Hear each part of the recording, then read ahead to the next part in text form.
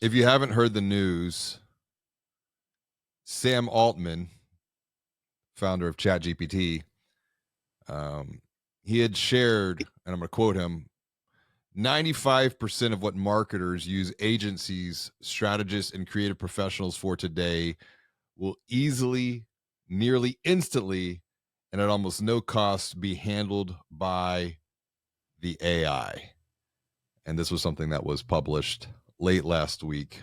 And one of our members shared this question with me today to get my take on it. I've been thinking a lot about this over the weekend, and a couple of things came top of mind to me. First and foremost, it's like when you get statements like this, we have to be mindful of our minds, because if you work in marketing, um, as I know many within the digital growth community do, it's like, wow. Not only have we had almost an existential crisis in marketing, for the last, we'll call it 2 decades within financial services, within banks and credit unions. What's the role of marketing? Why does marketing exist? Why does marketing continue to be viewed as um, a cost center, kids that play with paint and crayons? And now you take that and add this idea that 95% of what marketers use agencies, strategists, and creative professionals for today will easily and nearly instantly and almost no cost be handled by the AI. It is an existential crisis. And we must be mindful of our minds. And I do question bold statements like this. And it's not that I'm saying that there's not truth within this statement. I believe there's a lot of truth in this statement. I don't think that the statement is 100% false.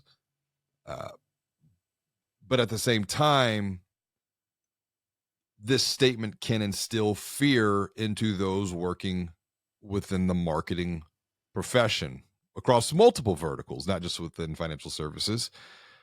And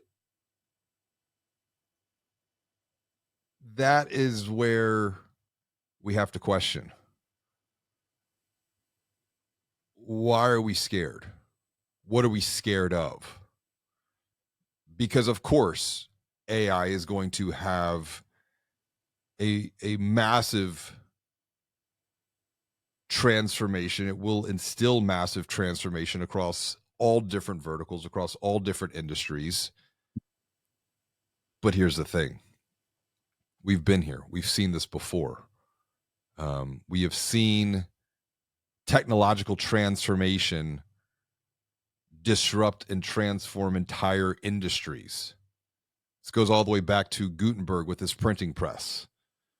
And then we had the telegraph, and that, transformed the way that we communicated back in the late 1800s. Then the telephone, then the radio, then the TV, then the computer, then the fax machine, then the internet. The mobile device, 2007, launch of the iPhone. So we've seen new technologies create exponential transformations of the way that people shop and buy and engage with each other. But I think the difference here with AI creates a co-collaboration opportunity, a co-creation opportunity. And the biggest thing that we're going to have to transform to take advantage of this new capability, it's going to be ourselves. And the idea of change alone is scary, yet alone exponential change. And the challenge here is, we as human beings, we're linear thinkers. We think from point A to B to C to D. And it's very hard from the mind to think from point A to Z. And what these exponential technologies with AI are presenting is an exponential change. And when you think about an exponential curve, the challenge is we don't know where we're at on the exponential curve until we are able to look behind us and where we've come from, which is where I think, and we just did a podcast on the subject, how old you were in 1994 is directly going to influence how you're perceiving the world right now. So, for example, in 1994, I was 13. Now I'm 42. But imagine if I was 42 in 1994, how I would perceive the world when the internet came online, quote unquote.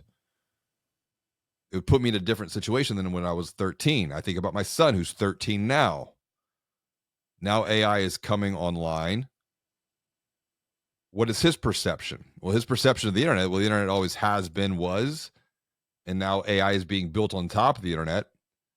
So his AQ, his adaptability quotient, is going to be naturally higher than someone who is, say, my age, 42, 50 even, 30 even. Because when the mind is younger, the mind is more adaptable to environmental changes.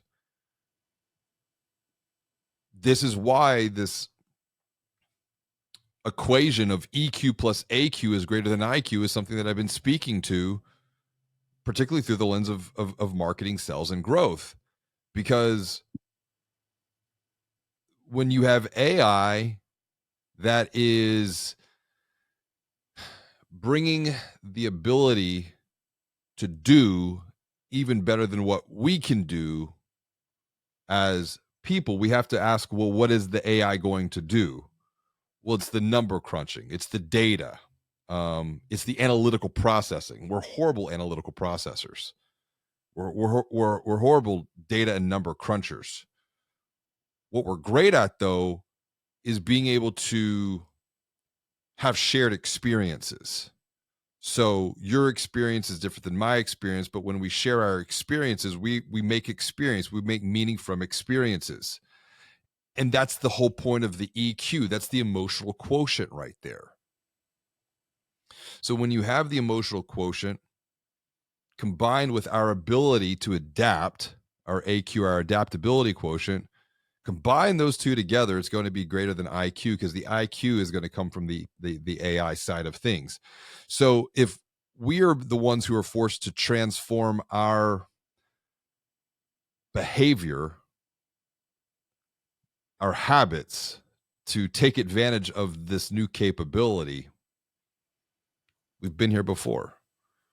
You know, writing a letter. You didn't have to write a letter. You could send a telegraph.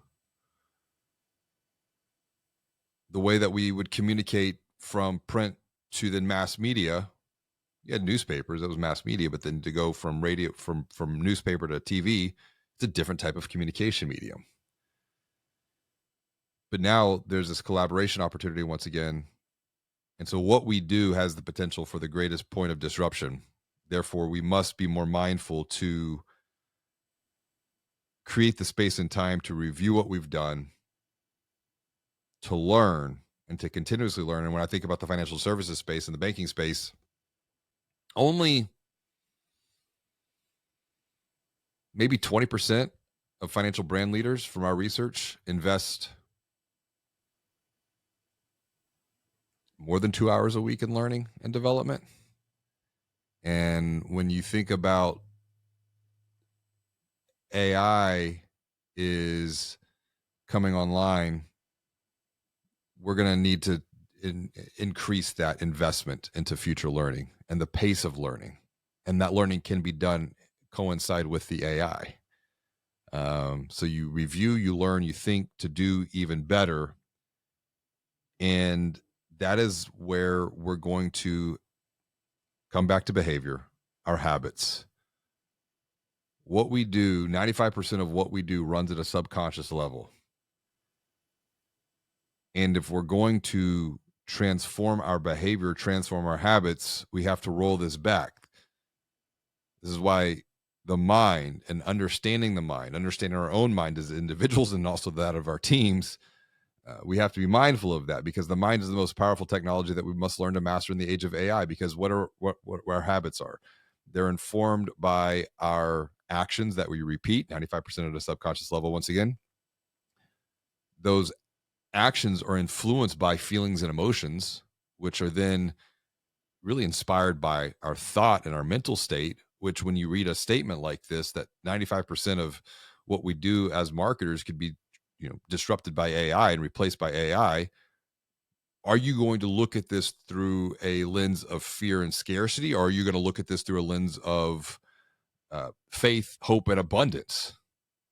I opt for the latter myself personally, because I know the power of the mind, and how our mind and our mental state of being will influence our thoughts that then inspire our feelings and emotions that then go on to help inform our actions, which when repeated become our habits. So bring all of this back. What is before the state of thought? It's our belief systems and structures. And that's the hardest piece. That's the hardest part that we're going to have to look to transform. And are we willing to do that? And it's not a question of right, wrong, good or bad. It's just, I think when we view AI, the idea of it being artificial intelligence, it's a very scary proposition. And we have to, be aware that there might be a bit of fear here. And if we're making decisions from a place of fear, it might not be the best decision going forward.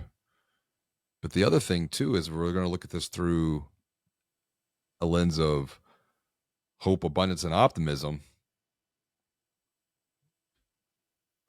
AI has the potential to be our teammate, just as I'm seeing in the chat window right here. It is like getting a new team member.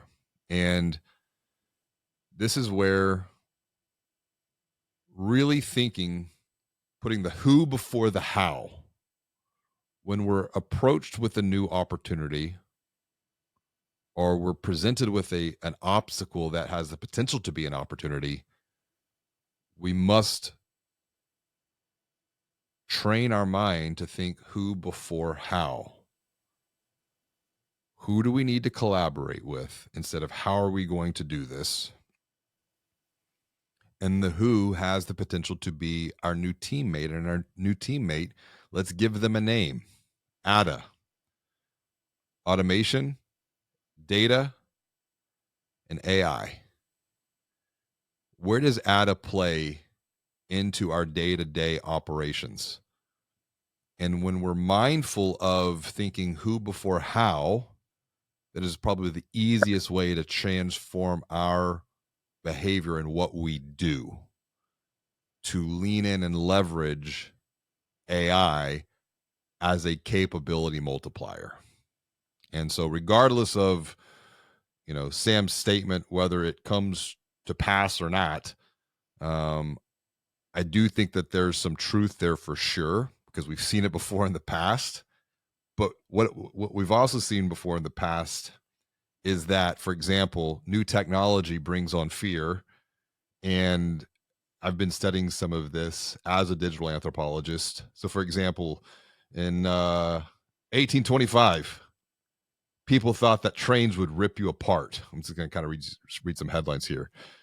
In the late 1800s, the New York Times attacked the telephone, saying that the paper would critique the technology with the suggestion that telephones would be used to invade people's privacy, which I think is very interesting. Here we are, 150 some odd years later, and that idea of privacy with telephones is back in the conversation. Spectre magazine bashed the telegraph in the late 1800s. Back in 1889, Spectre magazine released an editorial warning against the, quote, constant diffusion of statements and snippets, while observing the, quote, peculiar conversational abbreviations between two men who were communicating via the telegraph. So, once again, if you think about that type of a quote, that sounds an awful lot like the way we communicate on social media, specifically on Twitter, or now X, communicating in snippets. My point is this: we've been here. We've done this before at a macro level society. We just lack the awareness and the perspective of what it's like to experience this type of exponential transformation. So while it might be a new experience to us, at a macro societal level, this has already happened before. And I can go through headline after headline after headline, but be mindful. Be mindful of your mind and be mindful of how you're perceiving headlines like this from Sam Altman.